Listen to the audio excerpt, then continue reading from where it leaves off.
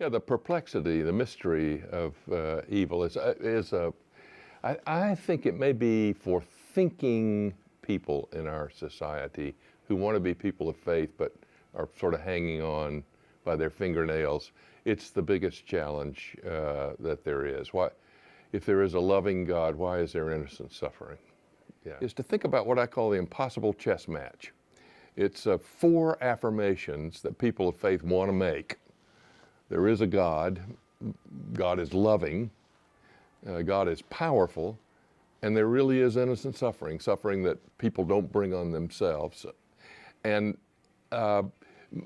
it seems impossible to hold on to all 4 of those at the same time. If God is loving and powerful, why doesn't God stop the suffering? Archibald MacLeish in the play J.B., if God is God, he is not loving, and if God is loving, he is not God. And so what I try to do is to, first of all, admit that there is no slam dunk kind of, answer to that question that people would say, oh, well, I never thought of that before, because people have thought about almost everything before. But that there are resources in the great theological tradition to think through this.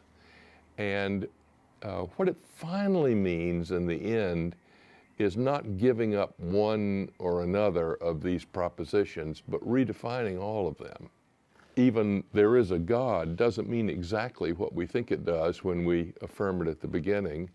To say that God is powerful, we redefine power. To say that God is loving, we redefine love not as sentiment, but as something else. And innocent suffering becomes something else altogether. And when all of those are redefined, we don't sort of tie the bow up, but we are able to kind of walk our way through one more day, one more step along the way, and keep on as people of faith. The one that's been the most vexed and the most discussed is the question of God is all-powerful. For example, Rabbi Harold Kushner, in his famous book, When Bad Things Happen to Good People, basically decided at the end of the day to give that one up. God doesn't respond to evil because God can't respond, doesn't have the power to respond. He has his own son who's suffering from this terrible and finally terminal disease. And he says in the book, I would rather have a God who loves my son and can't heal him than to have a God who could heal him but doesn't love him. And so he gives up the power of God. But I don't think we have to do that, because in the Christian faith, in the large scope of it, the most powerful moment that we have ever seen God at work is in the cross, which is an odd definition of power. It's a definition of power that looks utterly powerless. And if this is God transforming the world, taking charge over sin and death, but it looks like a man suffering and dying himself, then we have to think, okay, this is the way God's power works in the world. I want God's power to work in the world by rending the heavens and coming down and getting rid of cancer. But if God operates in a different kind of way, God is just as effective, but it puts me to the test of patience.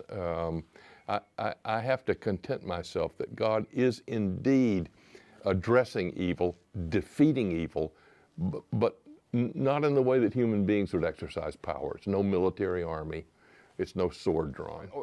God is more powerful than the forces of evil, but the way God exercises God's power looks like dying love. So it's a mysterious way of exercising power, just as powerful, more so, but not in the way that I would have wished. Or take that there is a God. What happened to us was that in the 18th century, natural philosophers, we call them scientists today, began discovering things about the universe. And the more they discovered, the more the universe appeared to operate on its own springs. The Bible might say God gets the sun up in the morning, but they found out the sun doesn't need God to get it up in the morning. In fact, it doesn't rise at all. The earth turns, and all the heavenly bodies move in their courses and according to their own forces. So most of these people were believers, and they had a crisis. They didn't need God anymore to operate the world. So what do you do with God? And they began to conceive of God as outside of the processes, of outside of nature, supernatural. And once you have a supernatural God, that is to say a God who is outside of the world, you have a monster, because this God reaches in and does things at God's own whim. And so people pray to this God, come and change things, and God thinks about it and decides whether to change it or not. And at that point you then say, well, why didn't God change the Holocaust? Or why didn't God stop a tsunami? But the notion of God outside the world is a creature of the 18th century. It is not a creature of faith. In fact, it's not accurate according to faith to say that God is outside the world or to say that God is in the world. It's much more accurate to say that the world is in God, that God is the very ground for anything existing and being. One theologian put it this way. She said, intercessory prayer and resurrection are not exceptions. They're baked in to the way the world operates. Well, God is going to cure cancer. God heals, teaches, leads, guides, but all of those verbs are anthropomorphic. They are things that we do projected onto God, and that's okay. That's the only way we have to talk about God, is to use human language and make it in a loud voice. If we then take the next step and think that God teaches, heals, leads, and guides like we do, then we've stepped over into a theological mistake. So I don't know how God heals cancer, but I think God does heal cancer. I don't think it's according to an instrumental, hey God, we got a cancer case here, would you come down and fix this one? God is surrounding this one and bringing humanity to health every day, every second, all along the way. This is one of the things that we learn in this parable about the weeds and the wheat. The slaves go out to the field, and all of a sudden there are weeds out there in the field, and they are shocked, and they say to the master, I thought you sowed good seed. Where did the weeds come? Is this what you want? Did you cause this? And the answer is no, this is my enemy too. And I take from that the Christian faith never says in the face of suffering, is God teaching me a lesson here? Or did God cause this to punish me or to get me to do something or be something that I'm not?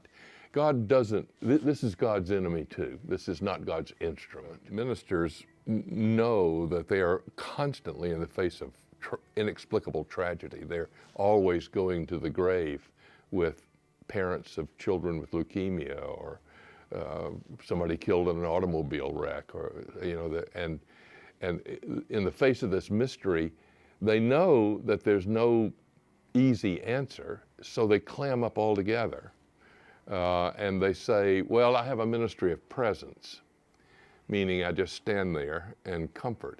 Sometimes a ministry of presence is exactly right. Nobody wants an explanation at the grave. It's not a teachable moment. But there are teachable moments. And people are sitting in the pews thinking, if this God is all that loving, how come my kids got cancer? How come my wife is wasting away with mental illness? And there are things to say. And so you got to stand up there and jump into the deep end of the pool. One of my teachers said, a sermon is never a package with a bow on top. It's the circles in the deep part of the lake where a swimmer went down. In some ways, this conundrum about God and power and suffering is not solved in the classroom by drawing a diagram on the board, but is solved by walking in faith in areas of suffering, people who actually go to bedsides and hold hands and cry with those who suffer, they discover that God is there in power, in a strange, mysterious, loving kind of power. They discover it and they know it in a way that you can't know by solving an algorithm.